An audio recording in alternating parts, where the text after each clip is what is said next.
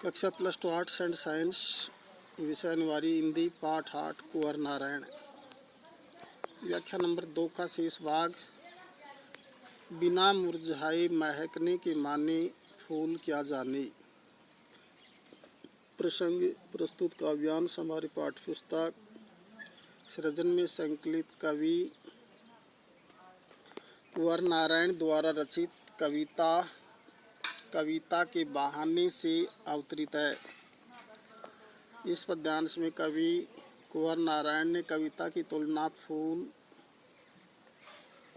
और उसकी सुगंध से की है। व्याख्या। कवि कुंवर नारायण जी कहते हैं कि कविता और फूल दोनों ही खिलते हैं, आनंददायक प्रभाव उत्पन्न करते हैं, किंतु कविता के खिलने की तुलना फूल के खिलने से नहीं की जा सकती। फूल जब खिलता है तो उसकी सुगंध उसके आसपास तक ही फैलती है। कविता के सरस प्रभाव की कोई तुलना नहीं है। कविता का रसात्मक आनंद समस्त विश्व को सुख देता है। कुछ दिनों के बाद फूल मुरझा जाता है और उसकी सुगंध भी नष्ट हो जाती है, किंतु कविता की सुगंध सरसता अनंत काल तक संपूर्ण संसार को आनंद का अनुभव कराती रहती है। विशेष कवि ने फूल तथा कविता की समानता उसके खिलने में बताई है। फूल डाली पर खिलता है और सुगंध बिखेरता है, वैसे ही कविता कवि के हृदय में विकसित होकर जब बाहर प्रकट होती है तो अपने रस से लोगों को आनंदित करती है। फूल की महक अपने आसपास घरों के बाहर तथा भीतर आनंद देती है। उसकी महक दूर के स्थानों तक नहीं पहुंच पाती। दूसरा पॉइंट है, आशय ये है कि फूल मुरझा जाता है तो उसकी सुगंध नष्ट हो जाती है, किंतु कविता कभी भी मुरझाती नहीं है, अर्थात कविता की रसात्मकता समय बीतने पर भी नष्ट नहीं होती। कविता कभी पुरानी नहीं पड़ती, वह हर काल में लोगों को आनंद देती रहती है। तीसरा है, काव्यांश की भाषा सरल तथा भाव की गहराई को छिपाई हुई है। शैली में कथन की विचित्रता कवि के काव्य कौशल का प्रमाण दे रही है। चौथा है, काव्यांश में बिना मुरझाई महकने के माने में अनुप्रास, खिलना में यमक तथा कविता का क्या जाने में व्यतिरेक अलंकार है। तीसरी व्याख्या, कविता एक खेल है, बच्चों के बहाने बाहर भीतर ये घर वह घर सब घर एक कर देने के माने बच्चा ही जाने।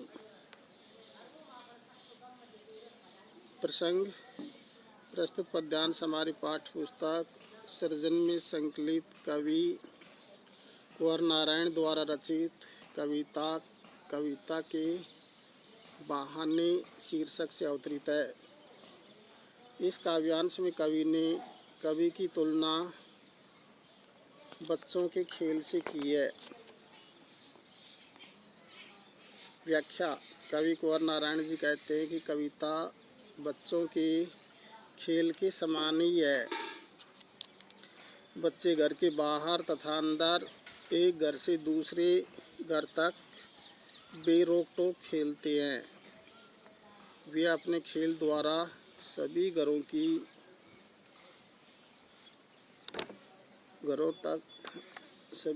को जोड़ते हैं। खेल द्वारा सभी भेदभावों को मिटाकर सच्ची एकता पैदा करने की क्षमता बच्चों में ही होती है। कविता भी बच्चों के खेल की तरह ही है। कवि अनेक भावों और विचारों की कल्पना करके उनके साथ खेलता है। उसकी कविता का प्रभाव सभी श्रोताओं पर तथा पाठकों पर होता है। कविता का आनंद देश काल की सीमाओं तक नहीं बनता। सच्ची कविता सभी कालों में तथा सभी देशों में लोगों को प्रभावित करती है। दूरियां मिटाकर संसार में वास्तविक एकता कविता ही ला सकती है। विशेष पहला पॉइंट, कविता की तुलना बच्चों के खेल से करके कवि ये संदेश देना चाहता है कि जैसे बच्चे निष्पक्ष भाव से एक घर से दूसरे घर खेलने चले जाते हैं, इसी प्रकार एक अच्छी कविता भी बिना किसी पक्षपात के सभी का मनोरंजन करती है। दूसरा पॉइंट,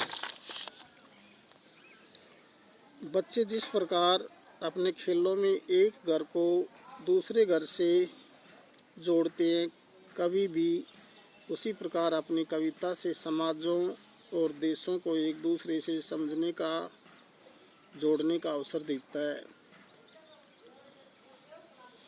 उन्हें परस्पर मिलाता है। तीसरा है, काव्यांश की भाषा सरल है और प्रभावपूर्ण है, गहरे भावों को सजगता से व्यक्त करती है। चौथा है, बाहर भीतर, ये घर वह घर तथा बच्चों के बहाने में अनुप्रास अलंकार अभिव्यक्त हुआ है। पांचवा, काव्यांश पाठकों को सभी भाषाओं के काव्यों के अनुशीलन के लिए प्रेरित करता है। दूसरी कविता है, बात सीधी थी पर शीर्षक कविता। बात सीधी थी पर एक बार भाषा के चक्कर में